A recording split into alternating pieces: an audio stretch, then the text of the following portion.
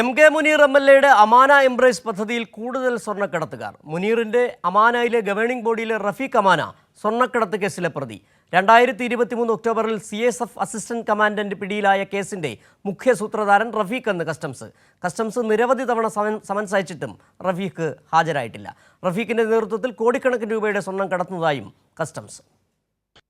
മുതിർന്ന മുസ്ലിം ലീഗ് നേതാവും കൊടുവള്ളി MLA-യുമായ എം.കെ. മുനീർ ചെയർമാനായ അമാന എംബ്രേസ് പദ്ധതിയുടെ ഗവേണിംഗ് ബോഡിയിൽ കൂടുതൽ സ്വർണ്ണക്കടത്ത് കേസ് പ്രതികളുണ്ടെന്ന നിർണായക വിവരമാണ് കൈരളി ന്യൂസ് പുറത്തുവിട്ടത്.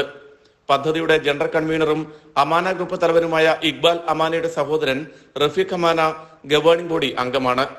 2023 ഒക്ടോബറിൽ കരിപ്പൂർ വിമാനത്താവളത്തിൽ CSF അസിസ്റ്റന്റ് കമാൻഡന്റ് നവീൻ പിടിയിലായ സ്വർണ്ണക്കടത്ത് കേസിന്റെ മുഖ്യ ആസൂത്രകനാണ് റഫീഖ് എന്ന് കസ്റ്റംസ് കണ്ടെത്തിയിരുന്നു. ഈ കേസിൽ കസ്റ്റംസ് റഫീഖിന് സമൻസ് അയച്ചിരുന്നുവെങ്കിലും ഹാജരായില്ല.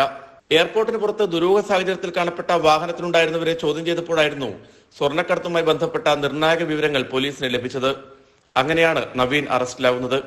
കൂടെ പിടിയിലായ ലഗേജ് വിഭാഗം ജീവനക്കാരൻ ഷറഫലിയുടെ ഫോൺ പരിശോധിച്ചപ്പോഴാണ് സ്വർണ്ണക്കടത്തിൽ റഫീഖ് അമാനയുടെ പങ്ക് തെളിഞ്ഞത്.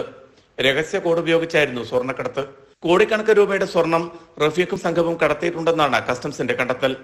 മുനീറിന്റെ അമാന എംബ്രേസ് പദ്ധതിയുടെ പ്രധാന സ്പോൺസറും റഫീഖാണ്.